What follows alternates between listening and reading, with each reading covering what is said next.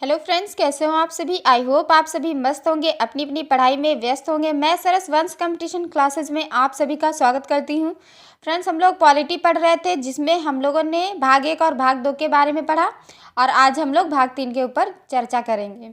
भाग 3 में फ्रेंड्स मूल अधिकार का वर्णन किया गया है, जो कि अनुच्छेद 12 से 35 तक है। और जो अनुच्छेद 12 है, इसमें राज्य की परिभाषा का वर्णन किया गया है। सभी संवैधानिक और गैर संवैधानिक तथा वित्तीय सहायता प्राप्त संसाधनों का भी उल्लेख अनुच्छेद 12 के अंतर्गत किया गया है। और जो हमारे मूल अधिकार है, हमारे मूल अधिकार अमेरिका के संविधान से लिया गया है। और भाग तीन एक न्यायिक प्रक्रिया है। मूल अधिकार से व्यक्ति के व्यक्तित्व का विकास होता है। और पहले मूल अधिकार 7 थे, वर्तमान में मूल अधिकार 6 हैं। फ्रेंड्स, अगर पूछा जाए कि वर्तमान में मूल अधिकारों की संख्या कितनी है, तो वर्तमान में मूल अधिकारों की संख्या 6 है। और जो हमारा 7वां संपत्ति का अधिकार है, इसे हटाकर अब कानूनी अधिकार बना दिया गया है। तो हमारे जो मूल अधिकार हैं वो कौन कौन से हैं, उसके बारे में हम लोग डिस्कस करते हैं।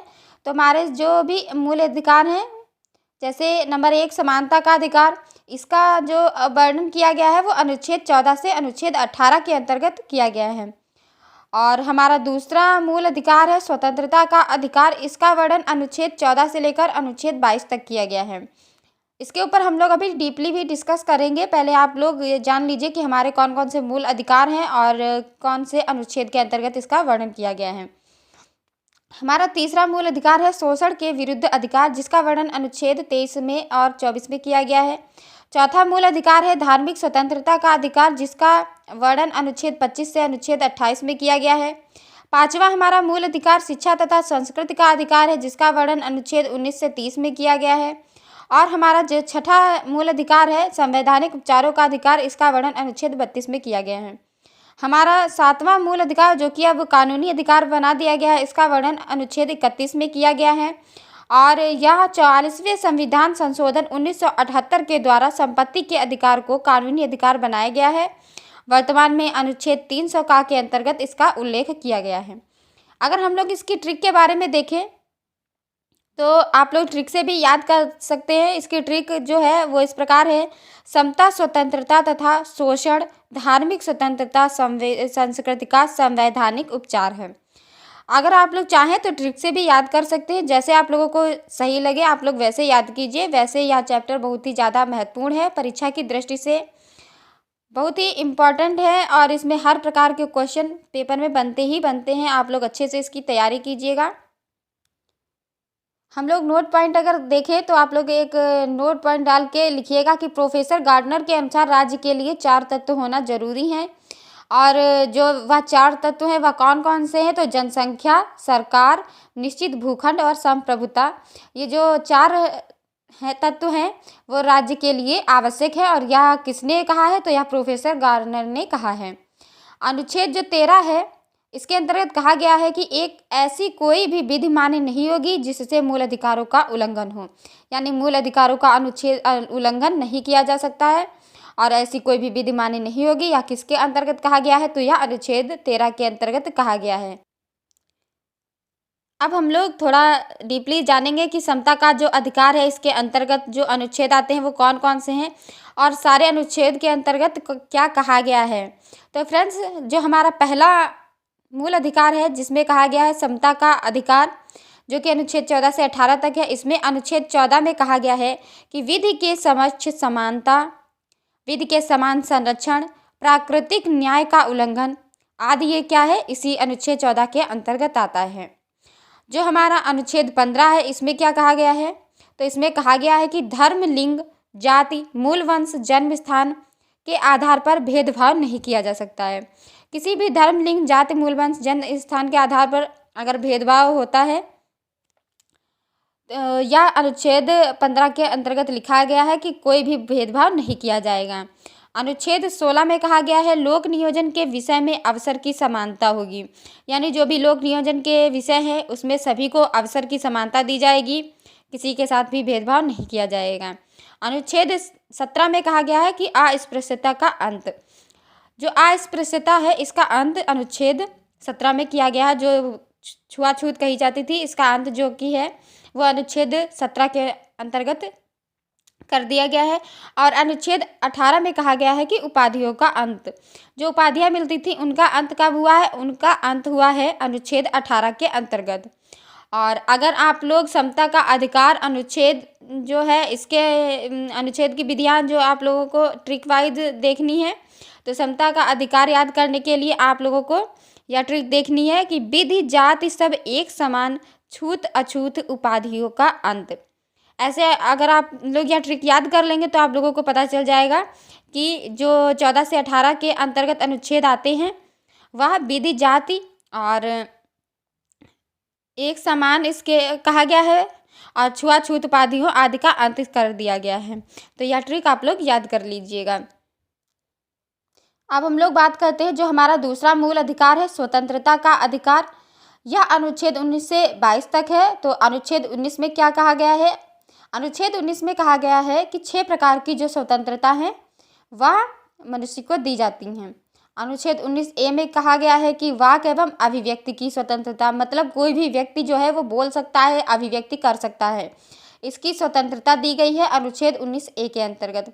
अनुच्छेद B में कहा गया है बिना शस्त्र जुलूस निकालने की स्वतंत्रता। यदि आप कोई जुलूस निकालना चाहते हैं, कोई रैली निकालना चाहते हैं तो आप बिना शस्त्र के रैली निकाल सकते हैं और इसकी आप लोगों को छूट दी गई है, आप लोगों को स्वतंत्रता दी गई है। यह अनुच्छेद B में कहा गया है 19B में।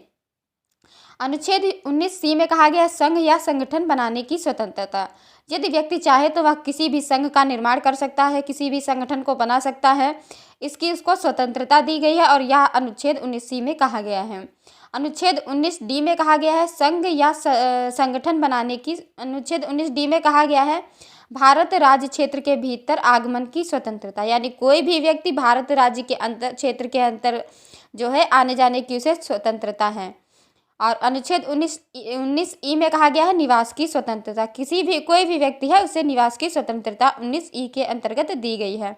19F में कहा गया है संपत्ति का अधिकार, व्यक्ति को संपत्ति के अधिकार की स्वतंत्रता दी गई है। अनुच्छेद 19G में कहा गया है व्यापार की स्वतंत्रता, कोई भी व्यक्ति है वह जो चाहे वह व्यापार कर सकता है, इसकी उसे स्वतंत्रता दी गई है। अब आप लोग एक नोट पॉइंट करके डालिएगा और उसमें लिखिएगा कि अनुच्छेद 19A में ही मीडिया की स्वतंत्रता, सूचना का अधिकार 2005, इंटरनेट के उपयोग की स्वतंत्रता 2020 आदि का उल्लेख आता है अनुच्छेद 19A के अंतर्गत। या आप लोग नोट पॉइंट करके लिख लीजिएगा, इम्पॉर्टेंट है। और आप लोग दूसरा नोट पॉइंट डालिएगा कि मीडिया को 4th स्टेज की संज्ञा दी गई है, क्योंकि यह पेपर में पूछा जाता है कि 4th स्टेज की संज्ञा किसे दी गई है, तो मीडिया को दी गई है। या मीडिया को कौन सी स्टेज की संज्ञा दी गई है, तो मीडिया को 4th स्टेज की संज्ञा दी गई है, स्टेट की संज्ञा दी गई है। और आपातकाल के दौरान अनुच्छेद 19 का स्वतः निलंबन हो जाता है, जबकि अनुच्छेद 20-21 कभी निलंबित नहीं किया जा सकता है। जो हमारा अनुच्छेद 19 है वह अपने आप निलंबित हो जाता है जब आपातकाल की स्थिति आ जाती है, और अनुच्छेद 20-21 है उसका कभी भी निलंबन नहीं किया जा सकता है। बाकी अन्य मूल अधिकारों को राष्ट्रपति द्वारा निलंबित किया जा सकता है।